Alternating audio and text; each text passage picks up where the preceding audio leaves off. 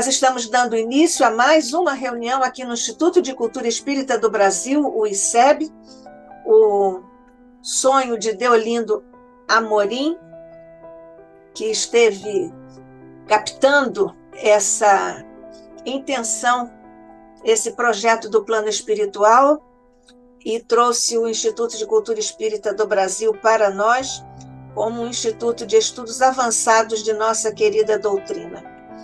Jorge André é nosso presidente de honra e todos os nossos mentores que trouxeram o ICEB até aqui continuam conosco, nos ajudando na continuidade do nosso querido instituto. E nós, mestres, sabendo que tudo devemos também a Ti, nas vibrações, no fortalecimento, nas luzes, que nunca deixaste de fazer descer por sobre o ICEB, por sobre todos os seus colaboradores em ambos os planos de existência ao longo desse tempo, e para a continuidade, mestre, nós confiamos que Tu continuarás conosco, potencializando os nossos esforços, embora singelos, para darmos continuidade a esta obra, que certamente é grata ao Teu coração. Nós Te agradecemos, mestre, e Te pedimos, abençoa e multiplica os recursos em torno dos nossos mentores queridos, em torno de todos nós que aqui estamos também trabalhando em Teu nome, para Teu coração. Abençoa todos os que estão conosco em ambos os planos de existência, muito particularmente Jesus, os corações que estão tão tristes e que agora recebem por intermédio de Tuas mãos, do coração de Maria, do manto de Maria, os afagos, o fortalecimento e a esperança na continuidade do projeto de vida, de luz para cada um de nós. Nós estamos hoje também rogando, Jesus, a Tua vibração por sobre nossa querida irmã, companheira, amiga Rosa Rita Martins, que vem hoje aqui mais uma vez trazer o fruto de seus conhecimentos, de suas pesquisas e de seu trabalho. Fica conosco, Jesus querido, hoje e sempre, sob o olhar de nosso Pai.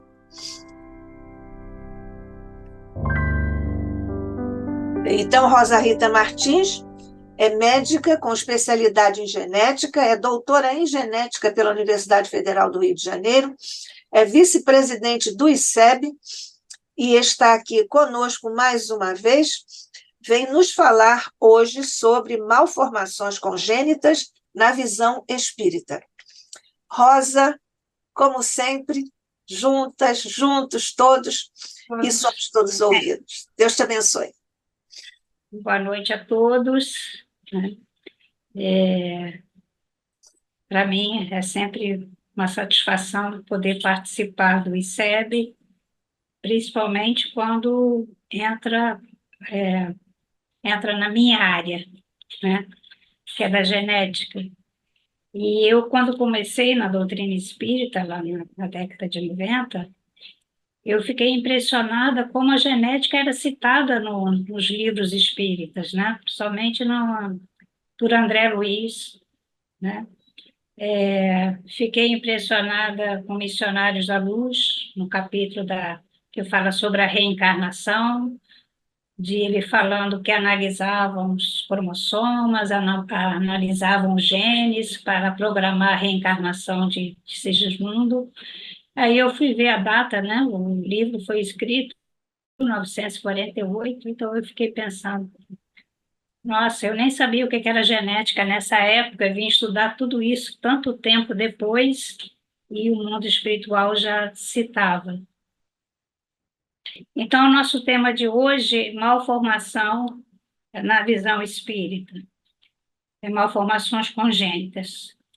E assim, eu sempre gosto de repetir, né, o que nós somos, porque eu vou falar muito sobre anomalias de cromossoma e de genes que são os que regulam toda a diferenciação dos tecidos, toda a formação de nosso corpo. Então, lembrando sempre que nós somos espíritos habitando um corpo físico Esse corpo físico ele é formado por trilhões de células divididas em todos os tecidos e órgãos. Cada célula dentro do núcleo traz os cromossomas. Esses cromossomas são os que regulam toda a nossa diferenciação, toda a função do nosso organismo. Nós temos 46, porque nós recebemos 23 do nosso pai, 23 cromosomas da mãe, e assim a gente recompõe os 46 cromossomas. Essa disposição, assim, dos cromossomas, a gente chama de cariótipo. Então, esse é um cariótipo feminino. Você vê que a gente, quando fala que são 23 pares, metade do pai e da mãe, você vê que você sempre tem dois pares iguais, o 1, o 2, o par 3, o par 4. Cada cromossoma desses que carregam os genes tem suas funções determinadas no organismo, tá? A mulher tem dois cromossomas X, então a gente fala que o cariótipo é 46XX, e o homem tem a mesma coisa, o par 1, o par 2, o par 3, mas quando chega no par sexual, tem um cromossoma X e um cromossoma Y. Os cromossomas, eles portam os genes, né? Então, cada cadeia dessas é uma cadeia dupla de ADN, do ácido desoxinucleico, com as suas bases nitrogenadas, timina, guanina, citosina, adenina, e o gene é a unidade fundamental da hereditariedade. Então, ele é um segmento da molécula de DNA, muito maior que esse aqui é só um esquema para mostrar. Quem passou pelo vestibular lembra que fica decorando que a timina é representada pela letra T, a guanina pela letra G, a citosina pela letra C, a adenina pela letra A. Então, essa sequência de DNA contém um código para a produção das outras moléculas, já que o DNA é também uma molécula, e as sequências reguladoras para a expressão dessas moléculas. Então, na verdade, a gente tem dentro da nossa célula, tem 3 bilhões de pares dessas letrinhas, que correspondem, então, às bases, adenina, timina, citosina, guanina, e 1,5% a 2% dessas bases, dessas letrinhas, são as responsáveis por fazer as nossas proteínas, os nossos hormônios, os núcleos das células, as membranas. Então, assim, cada sequência dessas, né, mas é só 1,5% a 2%. Todo o resto dessas outras letrinhas, a gente ainda não sabe bem qual é a sua função, mas sabemos que dentro delas, entre elas, está toda a regulação do DNA. Então, o DNA regula a diferenciação, a formação das células, a sua função celular, mas ela também tem os seus reguladores, e esses reguladores estão espalhados pelo nosso genoma. Então, 1,5% a 2% dessas letrinhas são os que vão codificar as nossas proteínas, tá? Então, é uma molécula, essas proteínas, cada 3 delas, essas proteínas, desculpa, essas letras, essas bases nitrogenadas, cada 3 delas vai codificar uma proteína, né? Codifica um aminoácido, aí a união dos aminoácidos faz uma molécula, a molécula vai ter uma função celular normal, se toda aquela sequência estiver normal, aí vai ter um desenvolvimento e crescimento normal no início, na embriogênese, todo o crescimento da infância, a maturação sexual, e manter a homeostase, quer dizer, manter a harmonia celular, né, das funções celulares por toda a vida do indivíduo, tá? Quando a gente tem uma mutação é a mudança de uma base. E essa mudança dessa base, mudar uma base dessas, mudar uma letrinha dessas, pode impedir a compreensão da função. Não é muito difícil a gente compreender. Se a gente usa a palavra pular, o verbo pular, né? Você fala assim, vamos pular corda. As crianças entendem exatamente o que é para fazer. né? Até os adultos que fazem atividade física. Mas se em vez do L eu tiver um X, a gente fala, vamos puxar corda. Já fica então difícil entender qual era o comando, qual era a função. Puxar não é pular, tá? Então, é a mesma coisa. Se a função normal era pular corda, se eu troquei a letra, em vez do L eu tenho um X, não vou entender a função e não vou fazer a função que era para ser feita, tá? Isso às vezes fica até muito sério quando a gente fala de remédios, né? A diferença entre o nome Calman e Calsan é uma letra. Calman é com M, Calsan é com N, com S, tá? Calman é um calmante, né? Calsan é cálcio, é carbonato de cálcio. Então, você imagina uma letra de médico, às vezes, mal feita, que agora a gente vê menos isso. Mas eu, enquanto estava no hospital, ainda tive algumas vezes problemas com receitas que vinham na direção reclamar do médico que tinha escrito uma receita que a farmácia não entendia. Quer dizer, de vez em quando ainda acontece, né? Aqui a gente estaria trocando um calmante pelo cálcio, que não seria tão grave. Mas às vezes pode ser mais grave, porque tem o sulfam, que é um calmante, e tem o suplan, que é uma vitamina. A diferença entre os dois é só a letra. O sulfam, que é o calmante, é com LP. O suplan, que é a vitamina, é PL. Por isso que a gente tem que, quando o médico escrever uma letra que não se compreende, pede para o médico escrever em letra de forma. Então, assim, esse na realidade é o mecanismo da mutação.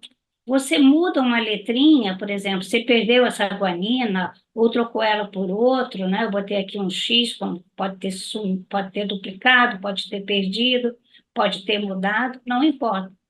O que importa é que eu vou ter uma molécula errada ou uma molécula ausente, né? Seja errada ou seja ausente, né? Se eu não tenho mais essa guanina nessa posição, eu vou ter todo o comprometimento da função celular.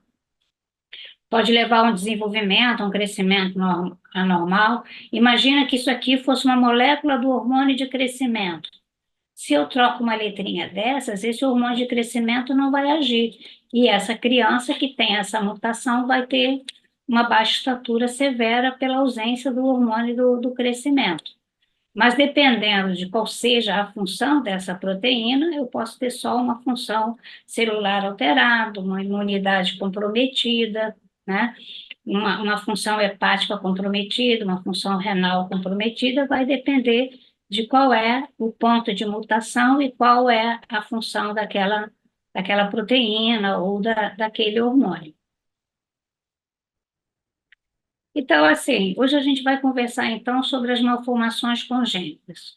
Elas existem na população geral em 3 a 5% e são mais frequentes no sexo masculino, né? Então, 3 a 5% da população geral tem retardo mental leve. E o retardo mental é mais frequente no sexo masculino. Lembra daquele cariótipo que eu falei que a mulher tem 2 cromossomas X, o homem tem um cromossoma X e um cromossoma Y. No cromossoma X, é um cromossomo onde você tem uma série, um grande número de genes responsáveis pelo desenvolvimento e pela função do cérebro. Como o homem só tem um cromossoma X, ele só vai expressar aquele cromossoma X. Como as mulheres têm 2 cromossomas X, elas sempre vão contrabalançar um que tem uma mutação com aquele que não tem a mutação. Então, ela vai ter uma maior variabilidade dos genes que são carreados pelo cromossoma X. Por isso que o déficit intelectual é mais frequente no sexo masculino. 3% das crianças nascidas vivas têm uma malformação congênita. Desde as mais simples, nascer com 6 dedinhos, que é a polidactilia, nascer com a mãozinha pequena, nascer com estrabismo, desde coisas não muito complicadas até aquelas síndromes genéticas mais complexas, mais graves, só que também elas são mais raras, né? A gente, quando fala de síndromes ou de mutações genéticas ou de outras síndromes assim mais severas, a gente está falando muitas vezes de condições que são 1 para 20 mil, 1 para 50 mil, dependendo da síndrome, tá?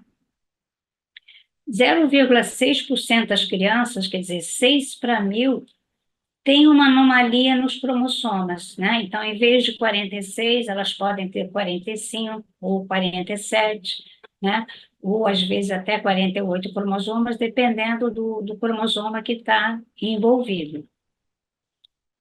E a gente, no ambulatório, a gente aprende a dizer que a maioria das malformações congênitas não são herdadas, né? A gente sabe disso. A criança nasce com uma mutação genética ou nasce com uma anomalia cromosômica, mas os pais são normais, né? Ela não herdou dos pais, a maioria dessas condições não é herdada.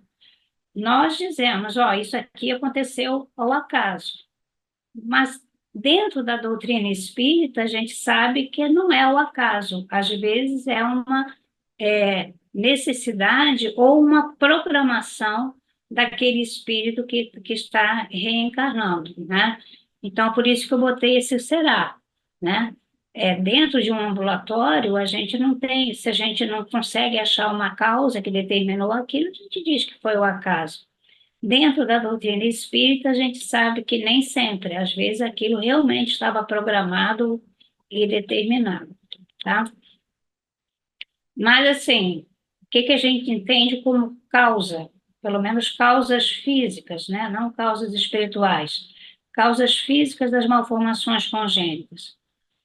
É sempre genético? Não, não obrigatoriamente.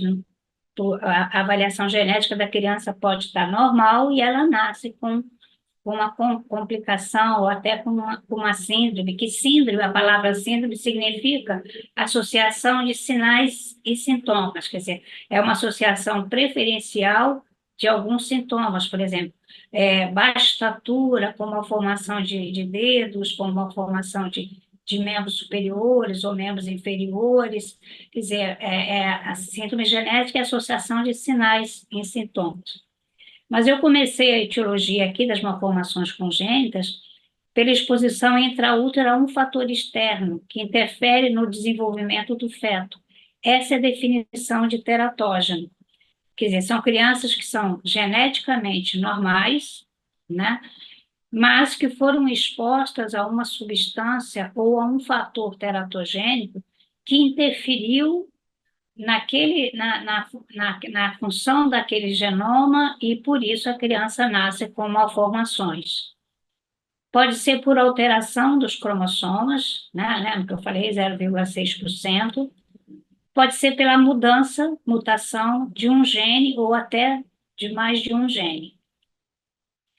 E pode ser pela interação entre uma susceptibilidade genética e fatores ambientais, que é aquele conceito de epigenética. Você pode ter um genoma normal, mas durante essa gestação a criança pode ser exposta a um fator tóxico e a partir daí ela vai ter malformações. Dentro desses fatores teratogênicos, a gente sempre tem que lembrar das doenças maternas, tá? A doença principal é o diabetes gestacional, porque o diabetes é uma doença prevalente na população geral. Então, família em que existe história de diabetes, as mulheres daquela família têm que saber que elas têm um risco 2 a 6 vezes maior do que a população geral para ter um filho com malformação congênita, tá? As malformações são as mais variadas possíveis. Então, a gente fala que a mãe com diabetes, ela tem que exercer o amor materno desde a gestação, desde o momento que ela sabe que está grávida. O que vai fazer a diferença é o controle do diabetes desde 3 meses antes da gestação. O ideal é que ela programe a gestação, passe a fazer um controle mais correto do seu diabetes e mantenha esse controle durante toda a gestação para garantir o nascimento de uma criança sem as malformações que o descontrole do diabetes pode causar. A outra é os usos de medicamentos durante a gestação. Existe uma série de medicamentos, por exemplo, a vitamina A, que é o ácido retinóico em comprimidos, o ibuprofeno. Eu só trouxe esses dois exemplos, primeiro porque a população brasileira se automedica, ela tem a mania da automedicação, é um costume, né? Então, se sabe que vitamina A faz bem para a pele, tem uma vizinha, uma conhecida, que a pele ficou ótima, depois começou a tomar vitamina A, e ela não sabe, né? Se bem que no vidrinho lá está escrito, não pode ser usado durante a gestação. Mas, às vezes, as pessoas não se atêm a essa possibilidade. Então, lembrar o ácido retinóico, ele é teratogênico, dá uma série de malformações, dá uma síndrome. A síndrome pelo uso da vitamina A nos primeiros meses da gestação. E o ibuprofeno, que já é um remédio que vai fazer mal que pode fazer lesões dos vasos do coração do feto, já no terceiro trimestre. E, assim, são medicamentos que a televisão vive fazendo propaganda, né? Então, às vezes, essa mania também da automedicação, e o ibuprofeno, assim como os outros anti-inflamatórios, tem aquele problema que o pessoal às vezes compra a cartela, né? Ela nem compra a caixa, né? Às vezes compra só a cartela e não sabe que, na verdade, é um medicamento que pode fazer mal para o feto mesmo que esteja no terceiro trimestre. Então, nesse caso, o exercício do amor materno é que, se a mulher estiver grávida, não deve tomar nenhum medicamento por conta própria. Ou ler a bula, porque todo medicamento fala se o risco para o feto é A, B, C ou D ou E. Então, assim, o A é o que não tem risco e depois vai o risco é progressivo. Então, geralmente eles dizem, esse remédio é considerado teratogênico, do grau B, C ou D, e aí não pode ser usado, tá? A outra síndrome que eu trouxe o exemplo, que não é genética, na realidade, o que pode ser genético é a susceptibilidade, mas não é causada nem por mutação, nem por anomalia cromosômica, mas pela ingesta de álcool durante a gestação. Nunca se sabe, nesse caso aqui, quem vai ser sensível vai ser a criança que está sendo gerada. E a gente não tem como avaliar se a criança vai ser mais ou menos sensível. Se ela for sensível ao álcool que a mãe ingere, né, ao vinho, às bebidas destiladas, ela, em vez de ter um cérebro normal, ela vai ter um cérebro pequeno, ela vai ter microcefalia.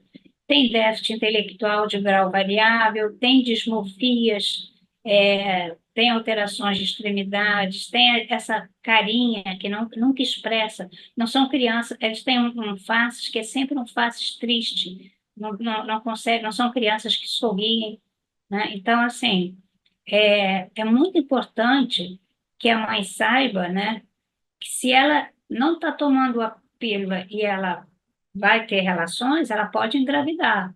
Então, é melhor que nesse período, depois dessa relação, que pelo menos ela tenha certeza antes se ela engravidou ou não e não consuma álcool, principalmente nos 3 a 4 meses. Mas lembrando que o desenvolvimento do sistema nervoso central, do cérebro, é durante toda a gestação. Por isso que o álcool é proibido durante toda a gestação, porque ela pode fazer mal para o bebê, independente se a mãe está no terceiro, quarto, quinto, sexto mês de gestação. O outro, eu até confesso que durante alguns anos eu até tirei as infecções desse material, as infecções congênitas, né? Principalmente como a rubéola, porque a população brasileira era um exemplo em termos de vacinação. Então, a vacina para a rubéola era feita regularmente. A gente teve uma involução nos últimos 3 anos, quando o pessoal resolveu não tomar mais vacina nenhuma. Não foi só a vacina da Covid, resolveram que não iam mais tomar vacinas. E a gente não pode esquecer que essas infecções, toxoplasmose, cytomegalovirus, rubéola, elas dão malformações, elas dão retardo de crescimento intraútero, elas dão microcefalia, elas dão malformações variadas. Se vocês me perguntarem se toda mãe que ingere álcool, ou toda mãe que pega toxoplasmose, ou que não tomou a vacina para rubéola e pega a rubéola, a criança vai ter problemas, eu vou dizer não. Não acontece com todas as mães. Porque, na verdade, qualquer que seja o fator teratogênico, o quadro clínico depende da suscetibilidade genética do ser que está sendo gerado.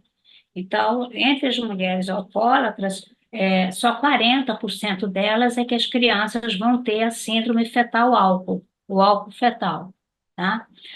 Também quando a mãe, lógico que quanto mais precoce for a toxoplasmose, o citomegalovírus ou a rubéola, maior a possibilidade de comprometimento dessa criança. Mas a gente nunca vai dizer, não podemos nunca afirmar que é 100%. Às vezes a criança passa imune por essa infecção. Daí vem a grande discussão de indicar ou não o aborto, indicar o aborto só porque a mãe teve. Não, porque a gente não pode garantir se a criança vai ser realmente afetada ou não. Então, assim, quando eu estava falando aqui da suscetibilidade genética do ser que está sendo gerado, na realidade eu estou falando do espírito que vai reencarnar. Tá? Então, quando a gente fala que é o espírito que vai reencarnar, que a gente não sabe se ele é susceptível a esses medicamentos, ao álcool, exatamente por essa razão que tem que ser evitado, não tem como a gente saber. Mas, assim, quando a gente lê em Missionários da Luz, o capítulo 12, Preparação das Experiências, o capítulo 13, que fala sobre a reencarnação de Sigismundo, a gente vê que a nossa programação reencarnatória, ela pode envolver deficiência, sim. Então, vocês lembram lá, né, quem não leu, eu aconselho que leia, quem leu vai lembrar que Alexandre Herculano, junto com os espíritos construtores, né, que trabalham com a reencarnação, eles vão avaliar o mapa genético do Sigismundo, porque ele tinha que nascer com uma possibilidade ou com uma susceptibilidade genética para vir a ter uma cardiopatia na idade adulta.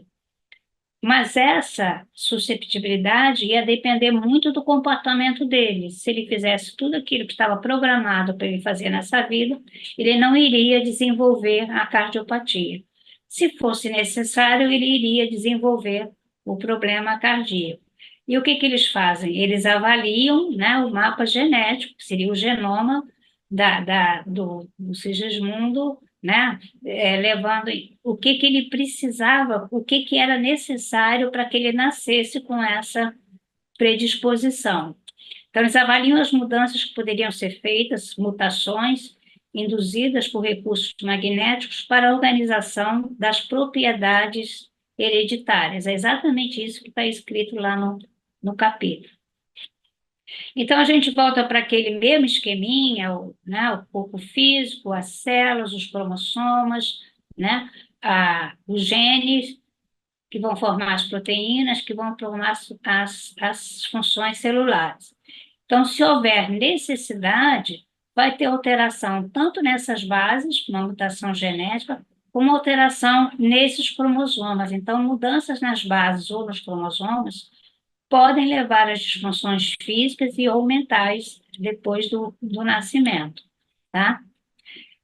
E se a condição que ele vai ter vai ser de herança, vai ser por epigenética, então ele vai ter mudanças na função das proteínas que podem ocorrer por exposição a fatores mutagênicos, substâncias tóxicas, irradiações, infecção, levando à possibilidade de doenças, tá?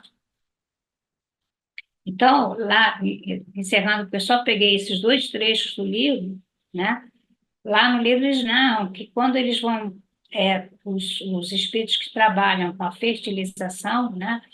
Eles vão preparar vários óvulos, né? Dentro dos óvulos que foram preparados, né? Um ou mais foram liberados e estão aguardando na trompa a magnetização de espermatozoide entre milhares que contém a carga genética ideal para o novo corpo. Então, é assim que o nosso processo de reencarnação se faz com a assistência desses espíritos construtores. Então, o novo corpo físico, né, que a gente recebe quando a gente renasce, é a interação do genoma materno e paterno, a influência mental da mãe, no sentido de que mães mais ansiosas, elas podem ter mais complicações clínicas, então elas vão ter mais fatores ambientais interferindo na gestação, a atuação do próprio interessado, do espírito que está reencarnando, a atuação dos construtores como funcionários da natureza, e durante toda a gestação, a visita de entidades amigas, ajudando em toda a evolução da gestação. Tá?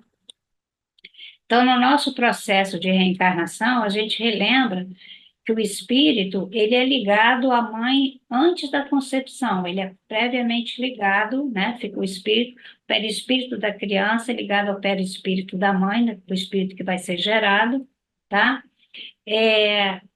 De determinar quando começa a vida é extremamente difícil, porque do momento que você tem a fecundação, se não for no mesmo momento em que o espermatozoide entrou dentro do óvulo, tem mais ou menos 48 horas para que ocorra essa fecundação, para que o espermatozoide entre, tá?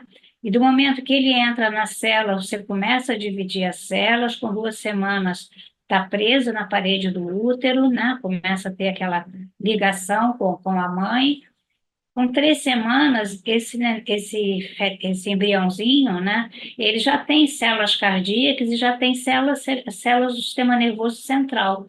Então, a gente não pode dizer que ele não seja um ser, ele já é um ser, no sentido que ser é aquele que tem vida, tá?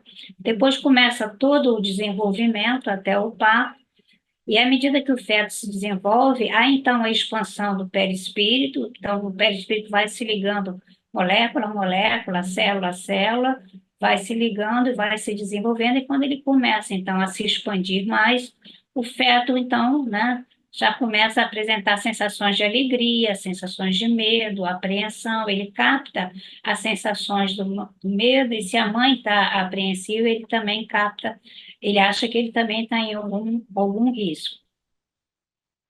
Mutações genéticas, elas podem acontecer antes da concepção, nos gametas, durante a gestação, ou em qualquer época da vida do reencarnante, né? Quando a gente desenvolve um câncer, isso não é nada mais do que uma mutação genética naquelas células que levam a uma desordem, né, na multiplicação celular, que começa a se multiplicar demais e daí desenvolve o câncer.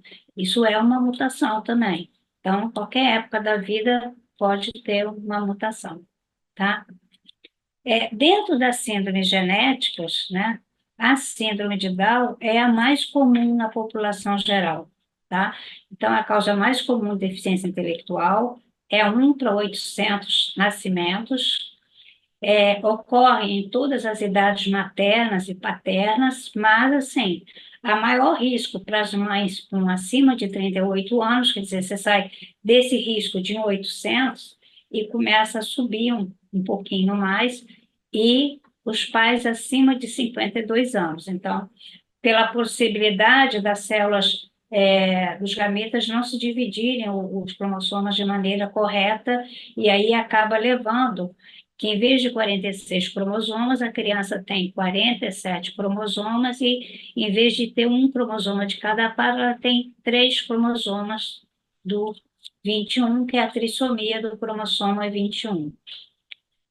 A síndrome de Down, para as mães, ou para os pais, ou para a família, é sempre um choque. Para elas mesmas em si, não. Na verdade, a grande maioria delas é feliz de ser como é. São alegres, são felizes. E se eles tiverem uma vida sem estresse, eles serão felizes sempre. É uma aceitação deles mesmos para a síndrome que eles têm, tá?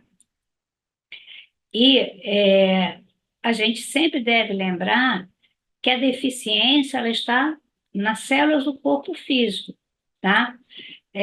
Que limita a expressão da inteligência do espírito. A deficiência não está no espírito.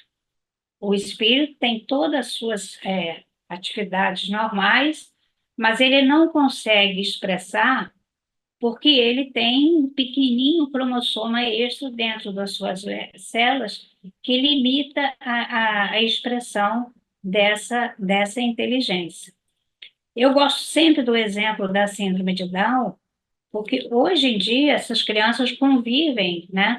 Elas convivem dentro do meio social, nas escolas comuns, e elas é como se elas também progredissem cada vez mais. Quanto mais elas fazem parte da sociedade, quanto mais elas frequentam o que as crianças sem síndrome de Down frequentam, as escolas, as atividades, a dança, as aulas de computador, as creches comuns, mais elas se desenvolvem, né? Como assim, como a boa aceitação e o amor que envolve, né, essas famílias e essas crianças é um fator epigenético positivo para o desenvolvimento dessas crianças, que é totalmente diferente do que era 50 anos atrás, onde essas crianças às vezes eram até internadas e não participavam da vida da família, o que era um erro, né? Se a gente for lá no livro dos Espíritos, a gente vai ver que quando ocorre a união do espírito ao corpo físico,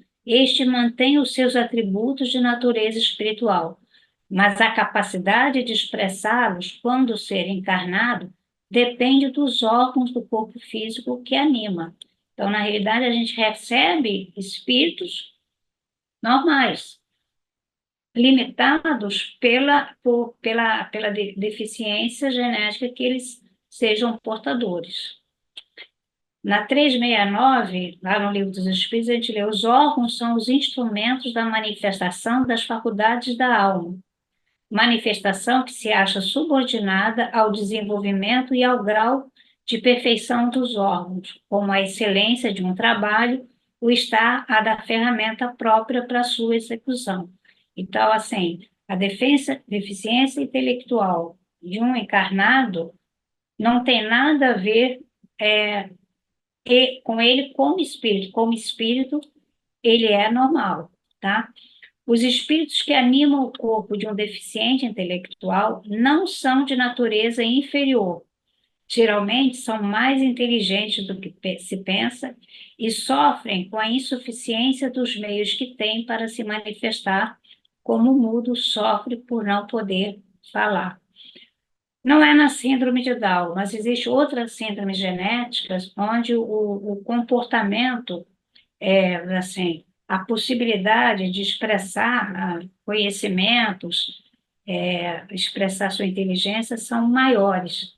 E, às vezes, em outras síndromes genéticas, em outras anomalias cromossômicas, a gente sente, às vezes, lidando com eles, a gente sente a revolta dentro deles, né? Às vezes são mais agressivos, coisas que na síndrome de Down são muito raras, né?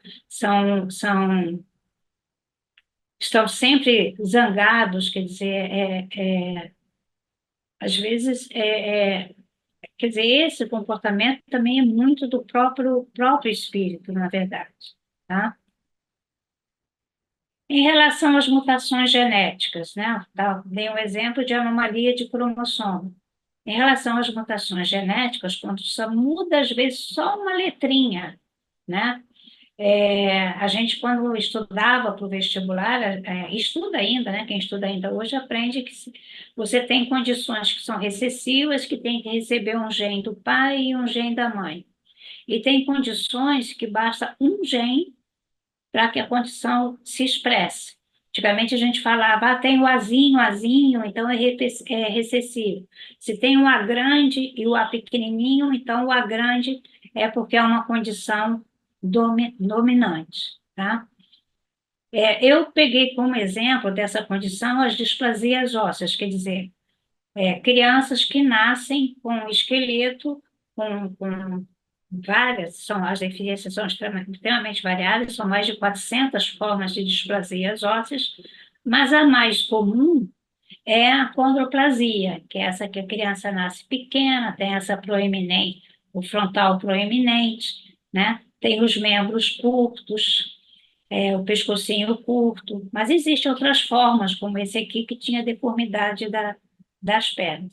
E o que eu gosto desse slide, por quê? Porque, na realidade, mostra que são as condições genéticas sempre existiram na, na, no nosso planeta, na humanidade, tá? Então, esse aqui é da antiguidade, essa aqui eu esqueci de pegar a referência da foto, mas é uma pintura da Idade Média, né? Então, assim, até hoje nascem crianças com essa forma que é a condroplasia, tá? Que é a forma de displasia óssea mais comum. Quando o pai é portador, ou a mãe é portadora, porque é aquele azinho, né? E se ela der o azinho pequeno, a criança vai ser normal. Se ela der o azinho grande, a criança vai ter a condroplasia. Só que que é 1 para 15 mil nascimentos, a incidência de acondroplasia na população geral, só que a maioria não é herdada. A maioria aparece por mutação recente. Os pais são normais e a criança nasce com nanismo. É lógico que desde que a criança nasce com nanismo, ela vai poder transmitir essa condição para 50% do. Quer dizer, não é bem assim a conta. A conta é assim: essa menina, cada vez que ela engravidou na idade adulta, para cada gestação dela, ela tinha a possibilidade de dar o A grande ou o A pequeno. Então, ela pode ter tido outros filhos com nanismo, pode não ter tido nenhum filho com nanismo, sempre ia depender do gene que estava naquele óvulo. Então, lembra, vem daí a importância daquilo que os construtores espirituais fazem no processo da reencarnação. Porque isso que a gente faz hoje no laboratório, quando você tem um casal que já tem a mutação, e eles sabem que tem 50% de possibilidade, se for a mulher, é mais fácil, porque você pode fazer, é, pegar o óvulo, né? O óvulo tem uma célulazinha que chama corpo polar, você pode retirar o corpo polar e você pesquisa, né, se existe mutação, se não existe mutação. Se é uma condição recessiva, pode ser só assim. Se é uma condição dominante, às vezes você tem que fazer o processo de fertilização, mas a gente sabe que a célula fertilizada, enquanto ela não for colocada dentro do útero da mãe, o espírito não vai ser ligado. Lembra que o espírito é vinculado à mãe antes da concepção. Então, se você faz a concepção no laboratório, só quando você colocar aqueles ovos fecundados no útero da mãe, é que o embriãozinho vai se desenvolver. Então, quando ele ainda está na fase de 12 células, você pode tirar uma célula e pesquisar para ver se tem a mutação ou não, e só levar a fertilização adiante daqueles que não têm a mutação, tá? Então, assim, a gente pode fazer hoje no laboratório o que naquela época que já foi descrito no livro. Então, suscetibilidade genética mais interação com o meio ambiente, a gente tem, então, uma expressão da epigenética, tá? E tem um exemplo que são os defeitos de fechamento do tubo neural. Defeitos de fechamento do tubo neural, o exemplo mais comum, né, é a anencefalia. Quando você não forma a parte anterior do cérebro, né, nem as meninges, nem a calota craniana, nem a parte superior do cérebro. Você só desenvolve o cérebro até o tronco cerebral. E isso é bem precoce, o defeito de formação se inicia por volta do 24º dia de gestação. A maioria dessas crianças com anencefalia, elas têm morte intraútero e as que nascem vivas sobrevivem por algumas horas. Para sobreviver dias, ou meses, ou até anos, é preciso que tenha alguma parte do cérebro desenvolvida, senão não tem como. Se for uma anencefalia mesmo, que não tem, para o desenvolvimento do cérebro para no tronco cerebral, não tem como sobreviver. Mas ali tem um espírito, por isso que a gente, no meio espírita, é contra o aborto ou a interrupção da gestação da anencefalia. Por alguma razão, esse espírito está renascendo nesse corpo com essa deficiência. Uma das razões prováveis é que ele esteja usando essa gestação para recompor o perispírito, né? Então, dependendo da lesão do perispírito, ou do que causou a lesão do perispírito, só durante a gestação é que você consegue fazer a recuperação, do perispírito. E às vezes tem que viver algumas horas realmente para completar todo o funcionamento e depois então a criança vai a óbito. Aí, assim, a gente pode perguntar: qual a necessidade que renasçam portadores de deficiências físicas ou portadores, de doenças mentais? O renascimento em um corpo deficiente, primeiro, ele pode ser compulsório ou voluntário. Então, às vezes a gente ficar, questionando isso, né? Eu acho, quer dizer, eu acho que a gente não tem que criticar a família que chega ou a mãe que diz por que comigo, por que na minha casa, por que na minha família. Todo mundo tem direito de fazer as suas contestações, mas a gente não pode esquecer isso. O renascimento no corpo deficiente pode ter sido programado, ele pode ter sido pedido pelo próprio espírito pelas razões, mais variadas. Então, ele realmente pode ser voluntário. Ou pode ser uma prova ou uma expiação? Pode. Mas a gente não tem como saber qual é a razão daquela condição, tá? Então, pode ser necessidade de resgate do espírito? Pode. Dependendo do que causou a lesão perispiritual, só a reencarnação no corpo físico permitirá a sua restauração. Tem espíritos que a solicitam como prova, né? Às vezes até a prova para ajudar o seu processo evolutivo, a gente nunca sabe, cada caso é um caso, e se a gente tem 8 bilhões agora de reencarnados na Terra, você tem 8 bilhões de programações reencarnatórias, e cada um tem todo o seu processo. Pode ser uma missão, pode, tá? Pode ser um processo missionário para colaborar com a evolução dos que estão à sua volta.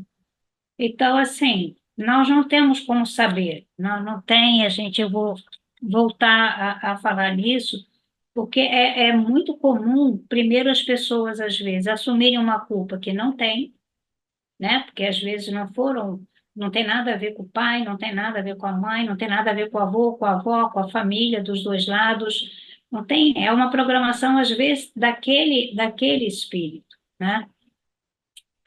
De qualquer maneira, quando há necessidade que o espírito nasça com uma malformação, lá no Céu e Inferno, na primeira parte, no capítulo 7, que fala sobre as penas futuras, no item 31, ele fala que é na vida corpórea que o espírito repara o mal de anteriores existências, pondo em prática resoluções tomadas na vida espiritual. Então, aquilo foi programado no mundo espiritual.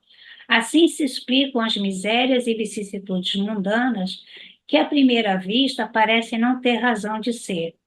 Justas são elas, no entanto, como espólio do passado, herança que serve à nossa romagem para a perfectibilidade, para a perfeição, né?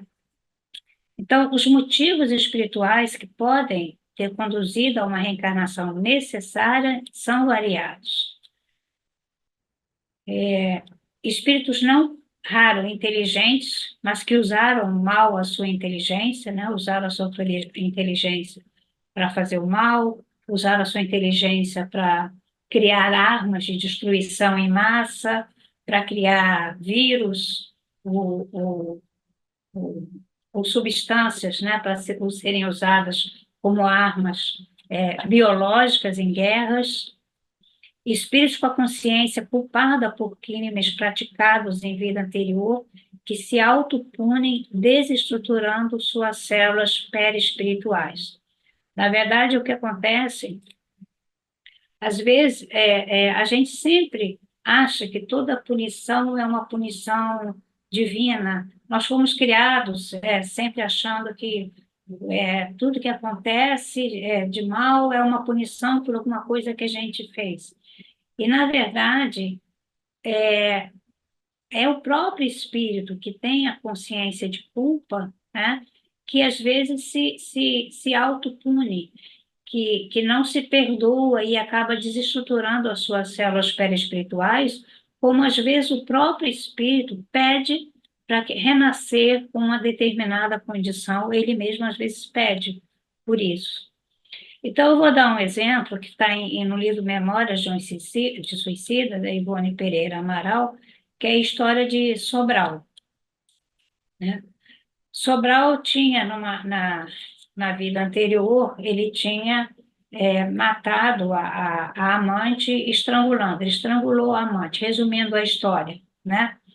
E ele ficou muito revoltado quando a amante quis terminar o relacionamento deles, porque ele tinha abandonado a família, abandonado os filhos, né? Por causa daquela amante. Então, ele fica revoltado e acaba praticando feminicídio, né? Ele foi resgatado com o espírito de Camilo, então, nesse livro, ao contrário do que as pessoas pensam, que é um livro fúnebre, histórias de terror, que os espíritos passam no Vale dos Espíritos, não é isso. Memórias de Suicida é um tratado sobre processos reencarnatórios. Quem quiser estudar reencarnação, é só ler o livro. Se quiser, pula o capítulo lá do Vale dos Suicidas, vai para a fase em que todos eles são encaminhados para os institutos de reencarnação, que vocês vão aprender sobre recuperação de perispírito, programação de provas e o que que acontece, o que que pode acontecer. Sobral, depois que ele foi resgatado junto com Camilo e começou a frequentar os institutos, foi aprendendo muita coisa no mundo espiritual, ele começou a perceber a extensão do erro dele. E cada vez que ele olhava para as mãos dele, ele pensava no que as mãos tinham feito na reencarnação anterior, que tinham sido capazes de matar. Então, à medida que se aproximava a época de ser programada a sua reencarnação, enquanto esperava, né, que um casal o aceitasse como filho, no perispírito, os braços dele já apareciam com a mão, sem as mãos. Ele mesmo não conseguia lidar com a ideia de que ele poderia renascer e que poderia voltar a cometer aquele tipo de crime. Então, estava havendo uma mudança na constituição genética do perispírito, mudança que seria transferida e assimilada pela constituição genética do próximo corpo físico, tanto que no capítulo 7, quando Camilo vai visitar com outros amigos, ele já está reencarnado, e eles vão visitar, eles encontram realmente uma criança com uma série de deficiências, vivendo em condições muito tristes, né? Agora, uma coisa que eu sempre gosto de ressalvar, espírita tem muito mania de correlacionar. Ah, se a pessoa nasceu cega é porque não deve ter feito fofocas graves ou severas, usou a vista mal. Ah, se nasceu com um defeito na perna, deve ter sido capataz de escravos, prendia todo mundo pela perna. Na verdade, a gente não tem como saber ou conhecer os processos de provas e expiações, né? E assim, conhecer isso, saber sobre a programação reencarnatória, compromissos reencarnatórios, não nos torna doutores nas suas etiologias, nas suas causas. E não há regra geral. Vocês lembram essa passagem de Jesus, né, que é narrada por João, no capítulo 9, itens 1 a 4, versículos 1 a 4? Caminhando, viu Jesus um cego de nascença e os discípulos foram logo perguntando: Mestre, quem pecou, esse homem ou seus pais, para que nascesse cego? A resposta de Jesus foi correta. Nem este pecou, nem seus pais, mas é necessário que nele se manifestem as obras de Deus. Havia uma programação reencarnatória para aquele indivíduo nascer cego, mas os apóstolos já estavam correndo, tentando querer saber o que é. Isso é uma mensagem, na realidade, do Evangelho, mas para nós espíritas também. Nós não temos como saber ou calcular o que pode realmente ter levado a uma consequência dentro de uma encarnação de uma vida anterior. É, tem esse livro, que eu dei esse livro muito lá no meu hospital durante meu tempo de ambulatório, lógico, para as famílias que eram receptivas, né? Deficiente mental, porque fui um.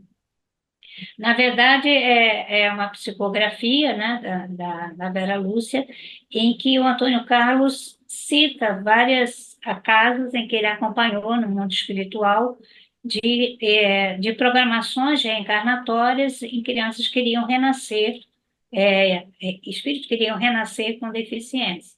Então, essa era a história de Benedito. Ele reencarnou a gente não usa mais retardo mental, com deficiência intelectual e dislalia, ganhava algum dinheiro cortando lenha e vendendo para os vizinhos. A família era muito pobre, mas mesmo assim ele ganhava o dinheiro dele e cuidava dos avós, porque ele era criado pelos avós. O avô ficou demente, ele cuidou do avô. A avó teve câncer, ele cuidou da avó. E a partir daí, todos os parentes e vizinhos que adoeciam chamavam ele para ele cuidar. Aos 65 anos, ele adoeceu de tuberculose e acabou falecendo. Segundo ele, era uma encarnação que era marcada pela dificuldade financeira, por doenças, mas que foi de grande proveito, porque ele aprendeu a amar, a dar valor à vida, se reconciliou com os irmãos, e voltou ao mundo, quer dizer, os irmãos que reencarnaram com ele, que eram da vida anterior, e voltou ao mundo espiritual em paz, equilibrado e harmonizado com as leis divinas. Esses irmãos a que ele se refere, na realidade, eram o pai e a mãe da vida anterior e peraí, dando spoiler, melhor não dar spoiler. E tal. Aí ele fala, na vida anterior, ele era filho de pais ricos, sempre teve uma vida muito fácil, tinha estudado em bons colégios, mas como ele era acostumado a ter tudo que ele tinha, quando a primeira vez que ele se apaixonou, a menina não correspondeu, ele se suicidou. Quando ele percebeu, como ele era filho único, ele percebeu que os pais contavam com ele para cuidar deles, né? Então, ele percebeu como os pais tinham ficado tristes por essa atitude dele. E aí ele se comprometeu a resgatar esse afeto dos pais e fez a programação reencarnatória. Ele sabia que, porque ele não tinha usado bem toda a inteligência e por ter se suicidado, que ele ia nascer com uma lesão cerebral, mas dentro da mesma família. E no relato ele fala: sou profundamente grato à encarnação em que fui deficiente mental por ter tido a oportunidade de aprender, de dar valor à vida física, mesmo com limitações. De ter sido, mesmo com as limitações, ele foi útil, mais útil do que ele tinha sido na última reencarnação e nas reencarnações anteriores, onde ele tinha um corpo sadio. Então, com um corpo com deficiência, ele pôde ajudar muito mais as pessoas que estavam à volta dele do que com o corpo anterior, tá? Existem aqueles espíritos que a solicitam como prova ou missão, né? No Céu e Inferno, no capítulo 8, que fala sobre as expiações terrestres, fala sobre o Marcel, o menino do quarto 4, né? E assim, tem toda a história dele, ele realmente tinha tido uma reencarnação, ele tinha feito muitas atrocidades, mas depois ele foi resgatando isso em outras vidas, e nessa vida que chamou tanto a atenção de Kardec, tanto que Kardec dedicou um capítulo para ele. E quando ele invocou esse espírito numa das reuniões dele. Tá? Então, esse espírito diz que não era uma expiação direta, mas todo sofrimento tem uma causa justa. Ele tinha realmente sido culpado, tinha feito muitas coisas erradas, mas ele tinha expiado isso em vidas anteriores, né, tanto na Terra como no mundo espiritual.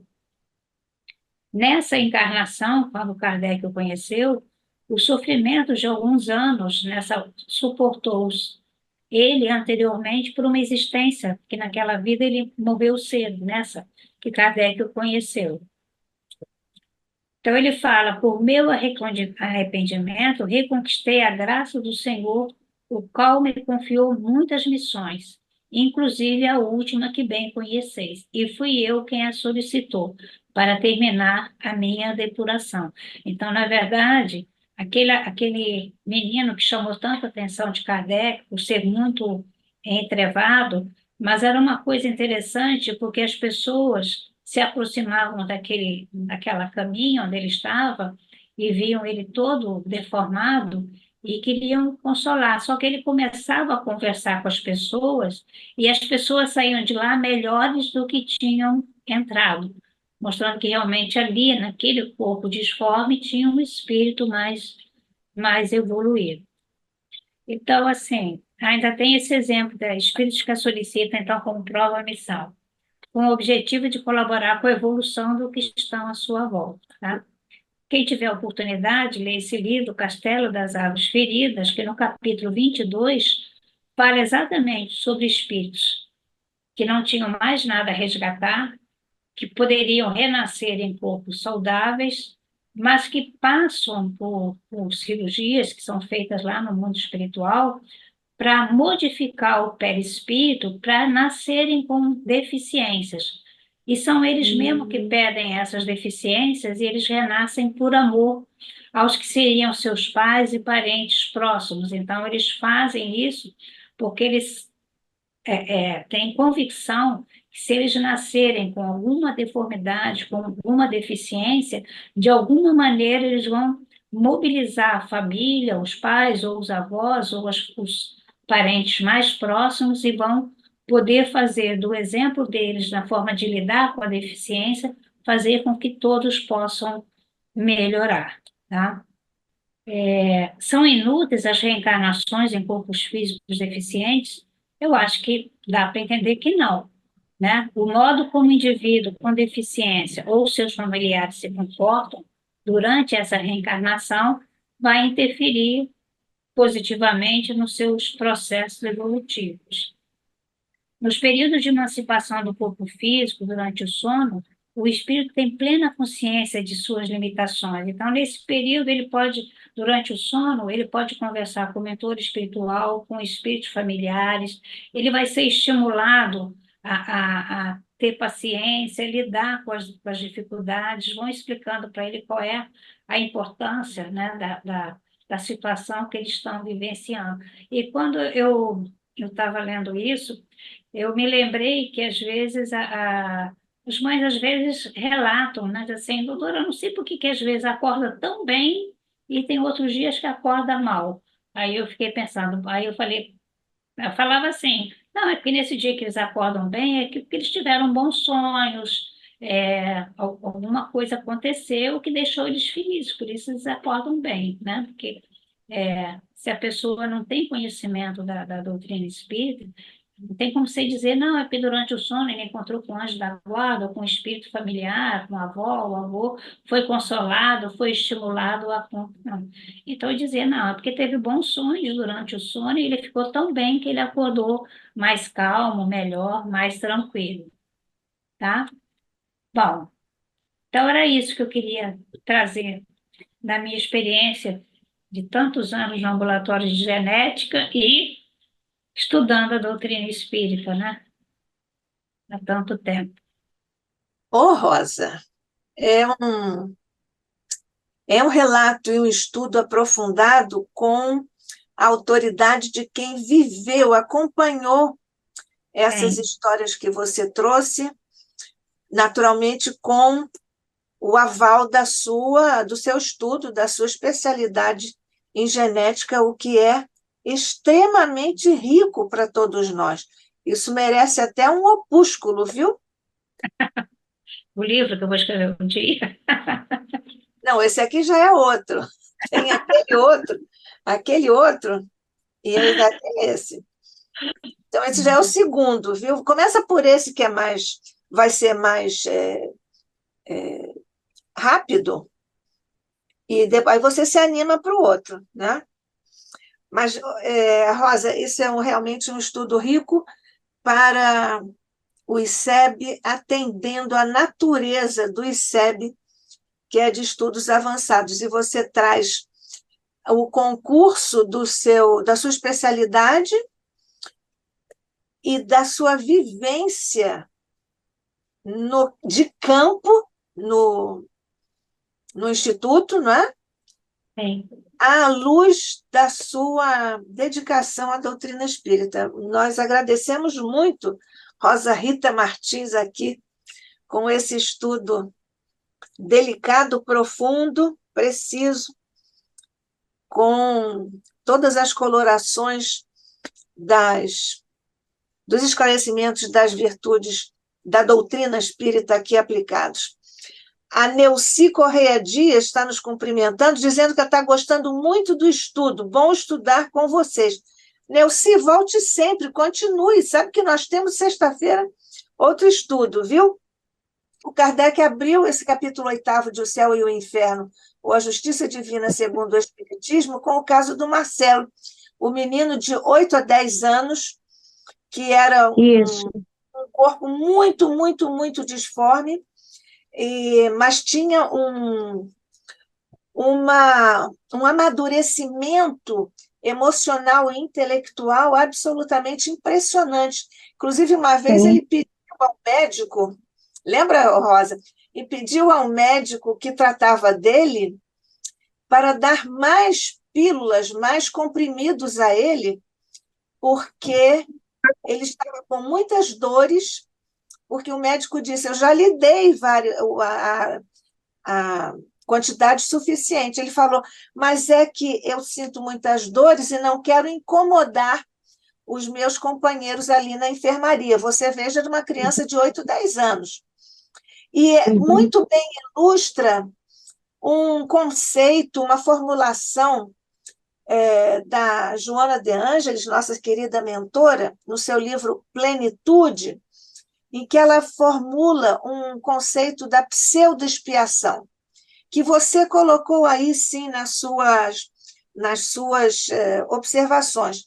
É quando o espírito encarna sem necessitar exatamente atravessar aquela dificuldade, aquela prova ou expiação, para lecionar a quem efetivamente precisa sofrer aquilo, para lecionar como se atravessa aquela situação. E o próprio Marcel, quando foi evocado lá na Sociedade Espírita de Paris, pelo próprio Kardec, ele disse que ele tinha uma missão de levar aquela forma como ele atravessou a expiação para as outras pessoas aproveitarem, e que ele ia continuar fazendo isso como uma tarefa. Então, me pareceu sempre que o caso do Marcelo é mais uma ilustração desse conceito formulado por Joana de Ângeles do que propriamente uma expiação stricto sensu, quer dizer, aquele que Sim. precisa mesmo passar por aquilo e às vezes é rebelde, né, Rosa? Nem todos pedem, mas a lei não faz isso de imediato. A lei nos dá muitas oportunidades de nós retificarmos, corrigirmos os nossos erros do passado. Mas nós, às vezes, temos tanta saudade de errar que ficamos errando em uma encarnação, depois também erramos na outra, e na outra, e na outra, até que chega um ponto que a lei diz, não é isso, Rosa? A lei diz: não, a partir de agora você não pode mais, você vai ter mesmo que evoluir. Essa é uma questão bastante, bastante interessante.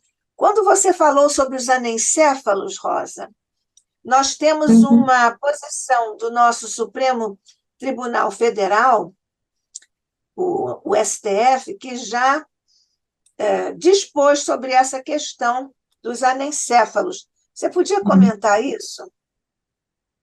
Segundo, pela lei, qualquer gestação de anencefalo pode ser interrompida, tá?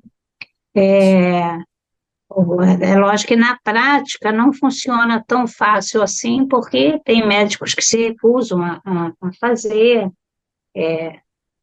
e assim, e aquela história, né? Se você não interrompeu precocemente, às vezes é melhor deixar nascer mesmo, né? Porque um parto interrompido sempre pode dar complicações para a mãe também. Mas, assim, se a nossa legislação fosse cumprida, todos os fetos anencefálicos seriam que você faz o diagnóstico precoce, né? No ultrassom você não tem a cabecinha para medir perímetro cefálico, né? Você começa já a observar. E, e às vezes existe a dúvida se é uma microcefalia grave ou se é realmente uma anencefalia. Na prática, não funciona bem assim, porque ninguém pode obrigar um médico a fazer um aborto, né? Então, assim, tem médicos que se recusam a fazer o aborto e é aquele nosso problema, né? Quem tem dinheiro paga particular, quem não tem dinheiro depende do serviço público. E o serviço público tem médicos que não fazem aborto sobre hipótese alguma, nem com ordem judicial.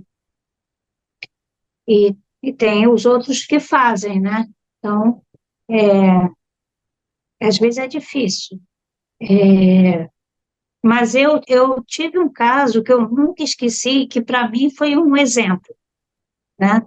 Eu recebi uma vez uma mãe, isso já tem, isso eu ainda tinha a minha clínica particular, que fazia diagnóstico pré-natal, era de genética, tinha consultas de genética, tinha um laboratório de genética, e aí eu recebi uma moça jovem, né? E a família já quis levar lá no ambulatório de genética porque eles achavam que eu ia convencer a moça a abortar, né, interromper a gestação. Já não era nem aborto, porque ela já estava com 6 para 7 meses, mas eles queriam que interrompesse. Aí eu fui conversar com ela e eu falei para ela se ela sabia o que era anencefalia, como é que a criança ia nascer, e ela estava convicta, assim, doutora, eu sei de tudo, mas eu não quero interromper, eu quero deixar minha filha nascer, né?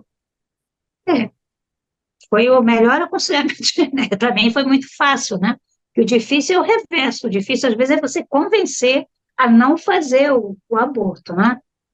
Mas expliquei, porque assim, a senhora explica para ela tudo o que vai acontecer. Eu falei, a senhora nem vai nascer, eu não sei, quer dizer, não sei se ela vai nascer, mas se ela nascer, ela vai viver no máximo 24 a 48 horas, mas ela só tem o probleminha da cabeça, tudo bem, tá? É só botar a touquinha, geralmente eles fazem isso, eles botam, se você botar uma touquinha no neném anencefálico, os rostinhos geralmente são lindos, são rostinhos de bebê, né? Então,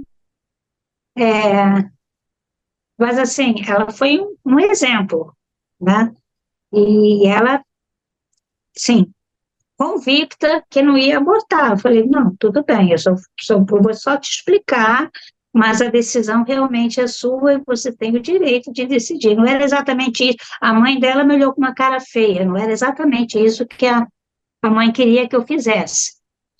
Mas, assim, era uma atitude tão bonita dela, assim, ela disse, doutora, mas eu quero ver a carinha da minha filha, eu quero ver, eu tenho esse direito, eu quero esperar ela nascer. Na hora que ela quiser nascer, se ela quiser nascer com 7, 8, 9 meses, mas eu quero esperar. Ah, tudo bem. Você veio aqui, eu só estou te explicando para você saber como é que vai evoluir tudo, né? Tá? Vou pensar em tudo que a senhora falou, mas para mim foi um exemplo assim de amor, né? Porque era um pessoal que não dependia de ordem judicial, né? É porque ela realmente não queria interromper, tá? E levou a gestação, sim, né? Isso era amor, Ô, isso Rosa, era realmente amor. qual era a faixa Oi? etária dessa futura mamãe?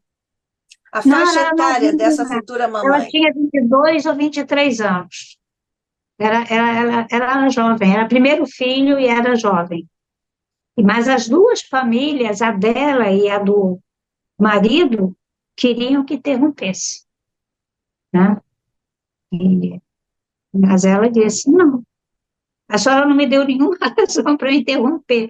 Eu falei, mas eu não tenho que dar razão. Uma consulta, você não tem que dar razão nem para interromper, nem para não interromper. Eu só quero que você tire as dúvidas sobre o que é a anencefalia, como é que a neném vai evoluir. Ela disse, não, eu já parei de fazer enxoval, só tenho a roupinha mínima. Mas foi assim, foi um exemplo de amor, de dizer, não, vai morrer quando tiver que morrer, entendeu? E de Muito bonito esse maturidade, caso. né, Rosa? De Maturidade. maturidade dessa jovem mamãe. Esse E sem, espírito, né? sem nenhuma, porque na realidade o que a família tinha é preconceito, sabe? É muito importante, fulano é muito importante para ter, saber que a criança nasceu com problema, né? Então eles queriam colocar como se tivesse morrido, né? De fazer tudo, e ele achava que ela vinha para o Rio, que aqui no Rio eles iam resolver tudo, ia voltar para lá, com uma história triste, que ele nem tinha nascido antes, ele não tinha vivido, né? Mas ela estava decidida e eu também não tinha nada que falar, nada além do que ela já sabia. Então, né? É mesmo uma coisa Mas bela, uma coisa muito é, bonita, nunca esqueci muito bonita. do rostinho dela dizendo, mas eu sou obrigada, ela me perguntou assim, mas eu sou obrigada a interromper? Eu falei, não, você não é obrigada a interromper. O cara deve estar me É. odiando até hoje, o pai dela deve estar me odiando até hoje. Tudo bem. E você sabe que Mas em ele era do... compensação, Não, esse cara era um político, né? E votou contra o aborto no Congresso. Quer dizer, ele fazia uma coisa na vida particular e outra na vida pública. uhum. Mas Pois, eu acho assim, a decisão tem que mas ser o da pai, família. Rosa, mas o pai é que era o político ou o avô? Não, o pai dela, o avô. O avô, o avô. Mas, é, eu particularmente não o conhecia, nem guardei o nome dele, nem sabia quem era. Nem procurei saber, Sim, porque claro. Não, isso não é uma questão para se ventilar aqui nominalmente, mas nós estamos aqui apenas ventilando as é, possibilidades e as implicações presentes nesse quadro. é, É, é. olha, nós não temos Agora, nenhuma, Ô, Rosa, nós não temos nenhuma pergunta pelo sim, YouTube. é, eu já tinha visto. Eu vi que a gente não tinha, não. É, não sei se a Dalva tem, não Não, eu só tem. quero agradecer, como sempre, maravilhosa. Obrigada, Deus a abençoe. obrigada, Dalva. Obrigada. Obrigada que você está aí sempre presente. Bom, então, Rosa Rita Martins, o ICEB mais uma vez agradece essa sua participação, particularmente sensível, humana, com desdobramentos importantes do ponto de vista filosófico-genético, se podemos dizer assim. E com a sua participação, mais uma vez, nós aqui do ICEB e certamente todos os que estão junto de nós em ambos os planos de existência também acompanham essa nossa manifestação de gratidão a você, Rosa, por mais este estudo aqui no nosso querido Instituto de Cultura Espírita do Brasil. Quer dizer mais alguma coisa, querida? Não, não, não, tudo bem. Tudo bom. Muito bom. Pode fazer a prece? Posso sim.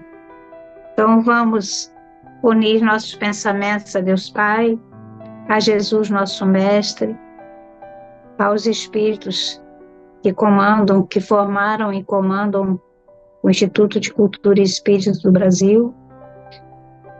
Agradecemos a todos sempre pelo amparo espiritual.